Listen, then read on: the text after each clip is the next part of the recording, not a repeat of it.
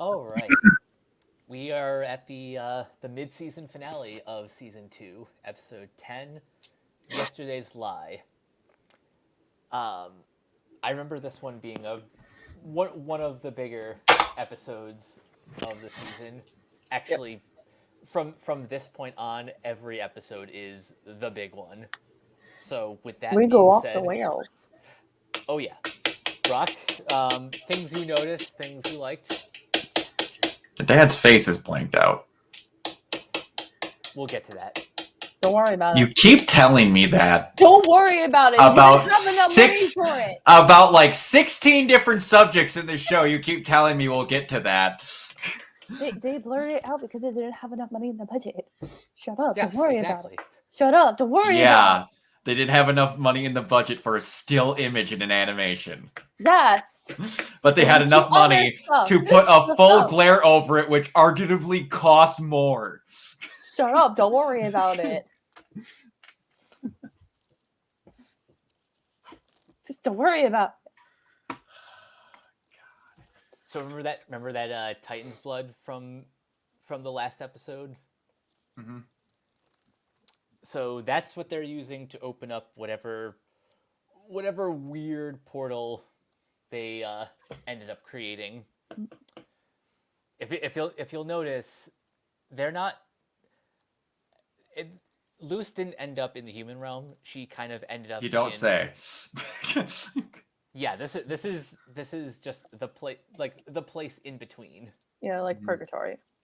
Basically. The realm between realms. Misao, how'd you feel revisiting this episode? God, seeing V for the first time. It's always awesome. Yeah. And the end of the episode is always like, oh, heavy.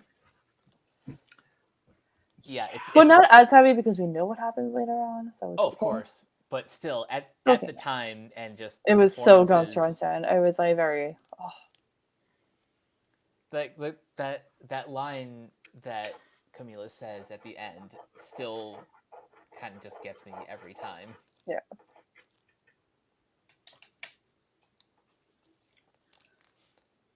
Now, Brock, what did you think of V now that you got to meet her officially for the first time? Seeing her for the first time reminded me of Men in Black. If you remember how that movie starts. Oh, yep. With the sideways, the sideways blinking eyes. Mm-hmm. It's how Will's character knows that there's an alien because he sees him blink sideways. I am a sucker in anything for close relationships with moms because I have a very close relationship with mine, and a daughter type relationship because I'm pretty sure I've said it on videos more times than I can humanly count, but I do badly want to have a daughter at some point. Yeah, so the ending of this got to me. The middle parts did. I was hoping very badly that I was actually going to get to see a clip of Monster Slayer Academia. I'll never understand anime. That is the Flavorite cereal version of what they were trying to say. I love when shows make like fake versions of like pop culture references. Yes. But no, it was cool seeing that it was actually a good thing and not something weird. Yeah. Well, it's something weird, but the show often takes like usual tropes and will kind of turn them on their head, and I like what we now know about V and why she's been there for as long as Luce has been away, and how that's really helping both of them. Yeah. I also have to say that who draws out the air, comes up with the designs for the animation? Is there like a head person at the studio? Keep talking. I'm gonna look up like the exact credits for this episode. Because I noticed they might have a slight Oda problem when it comes to normal white male characters. Because that guy who owns the shop, I thought was meant to be special and recognizable when I first saw him. Because he looks exactly like Amity's dad if he had a soul patch and regular hair. Oh, okay. I'm just going to say, I'm like, as he's meant to be special, no, he isn't. Not only that, but he is specifically meant to be a loser. Voiced by Robert Craig Smith. Yeah, got that. I knew that voice was familiar, and I'm like, I can't place to think out a little further. I'm like, okay. Yeah, they steal our teeth to power their machines from Mars. Sure. Yeah. Someone threw that in a freaking, what I want to say, Mad Libs and just had some fun, because good lord. And Lucy's just like... He's basically every bad stereotype about that group of people. Are you trying to tell me that he thinks they're putting chemicals in the water that turn the freaking frogs gay?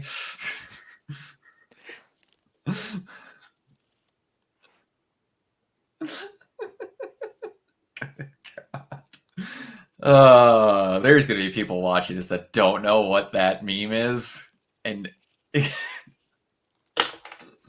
but yeah, I do like though that talked about, I can't remember the name of the town off the top of my head. Gracefield. Yeah, Gracefield. Gravesfield. Yeah, how they talked about how that there was, witchcraft and stuff going on, and how these two brothers got wished away by a witch, and they just happened to only ex-nay what the top of their heads looked like, except for one that looked like he had a ponytail.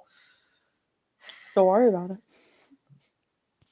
We're gonna save that one for later. Is that another one you're gonna tell me that we're just gonna save for later?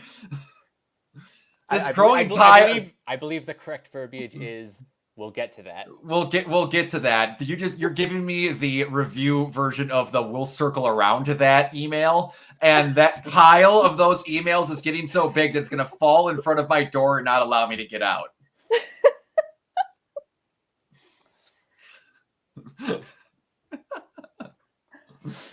So anyway, let's talk about Camilla.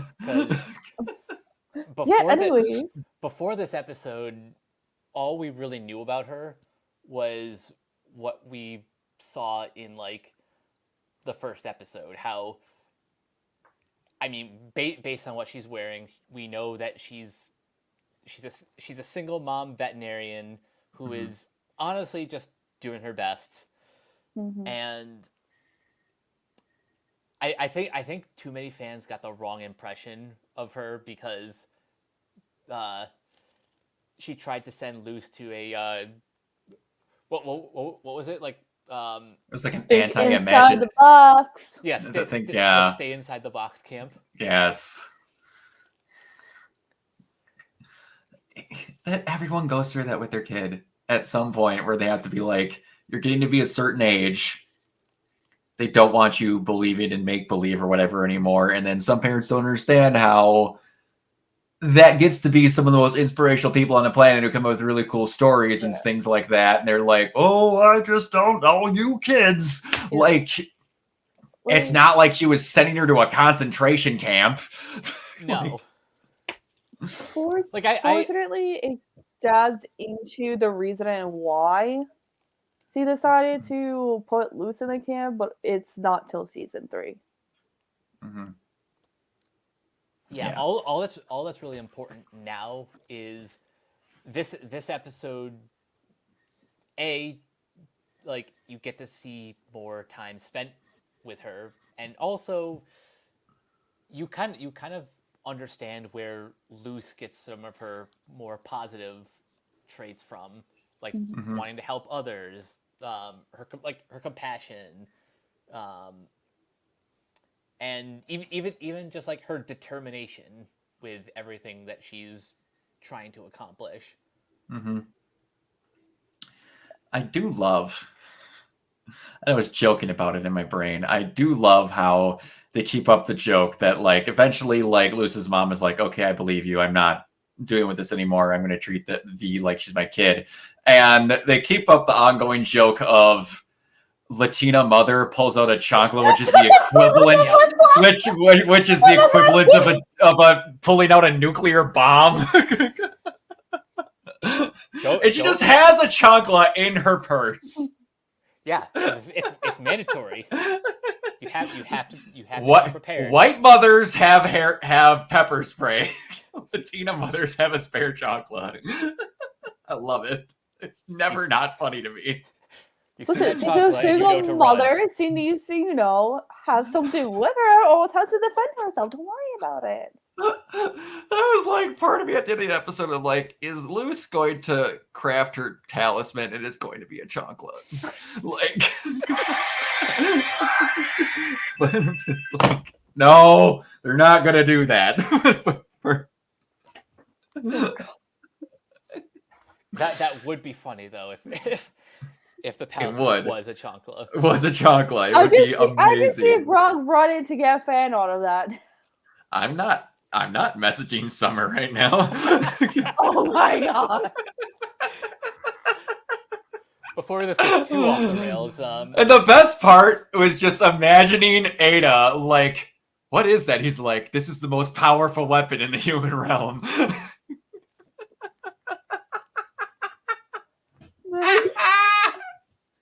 Well, anyway. Speaking of weapons, you know the best part about this is if I message her, she's gonna think it's even funnier. Anyway, so V's backstory is once again throwing onto the pile of reasons to despise Emperor Bellows, and basically turning her kind into, well, into magical slaves. Mm-hmm. Yeah, because they know how to eat magic. Yeah. Bellows will stop at nothing to exploit the people around him. Yes. Shocking. It's a rather human emotion.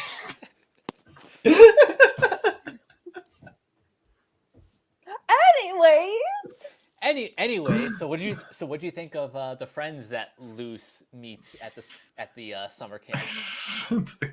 I think they were really getting in touch with their imagination while they were at camp, if you catch my drift. Oh. Yep.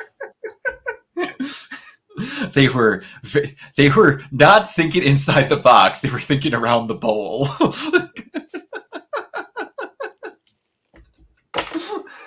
But they seem like nice people.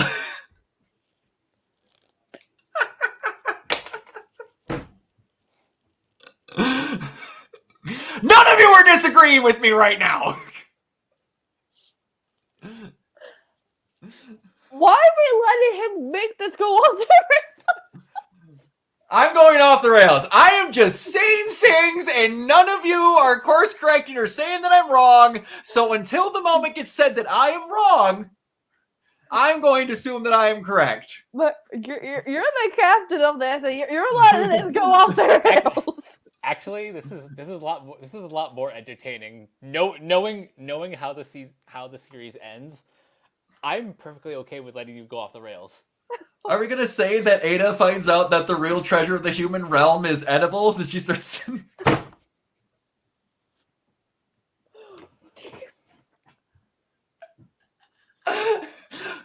King, you will not believe what I found. Oh, Standards and Practice would love you. Who?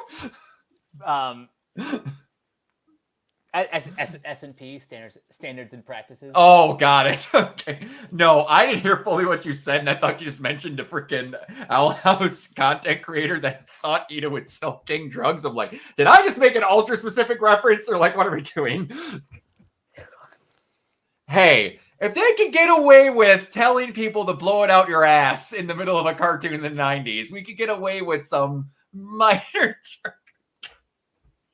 Disney was okay with lesbians. They'll be okay with other things. They were okay with lesbians for a little bit. Disney is just Only a little weird bit. when it comes to LGBTQ stuff now. So Yeah. You wouldn't say. You wouldn't say.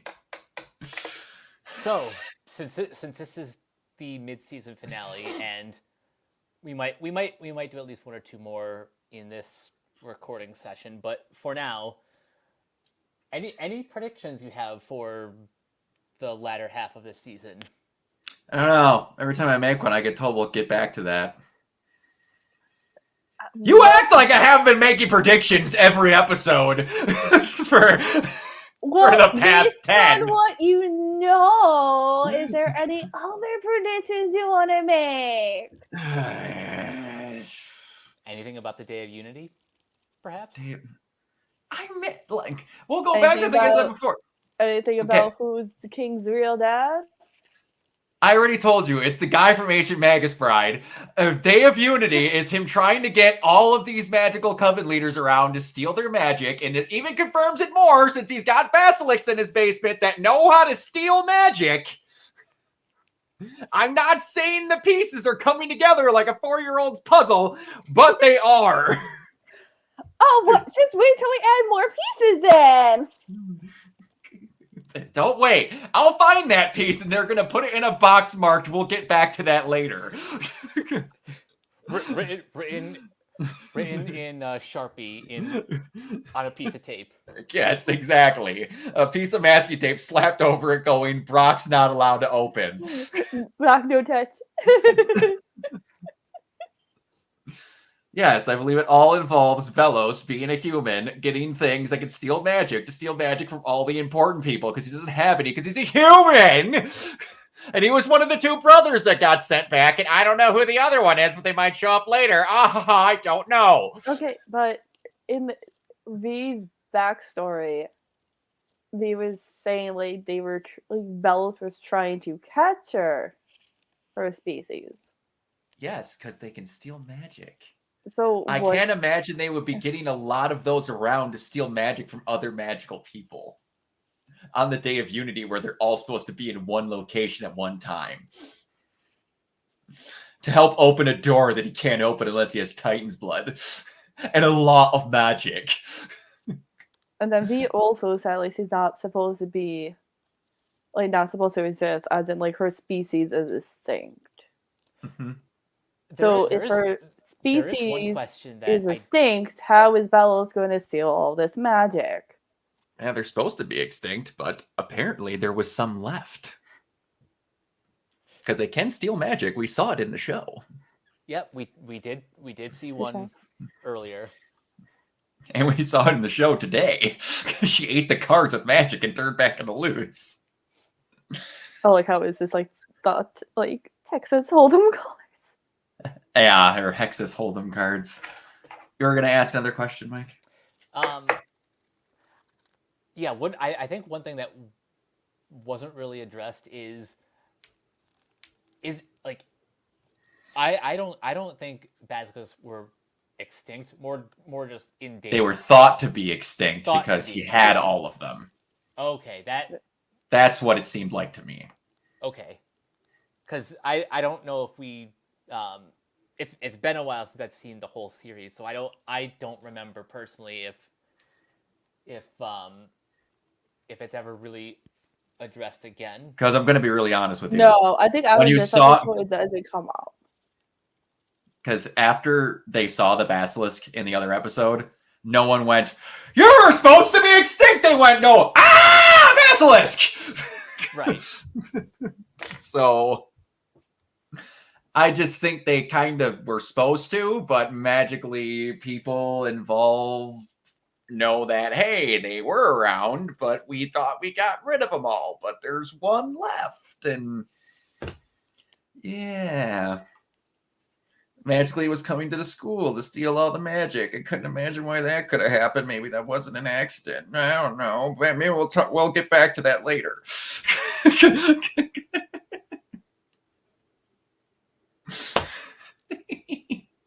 right, before this gets too off the rails, how are you liking the show so far? I'm liking it a lot.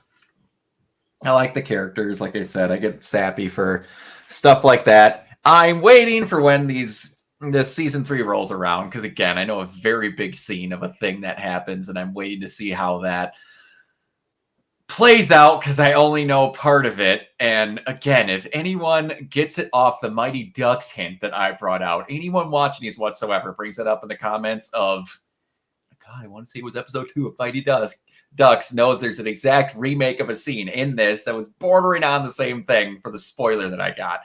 But no, I'm liking the show quite a bit so far. Good to hear. So, until next time, Misal, where can everyone find you online? You can find me on Twitter or X, whatever it's called, at Kiwalo028. And Brock? You can find me everywhere at OrganordZero, mainly on Twitch and YouTube. And you guys can find me on various social media sites at Captain K42. You can check out my quick thoughts on letterboxd.com/CoachK42.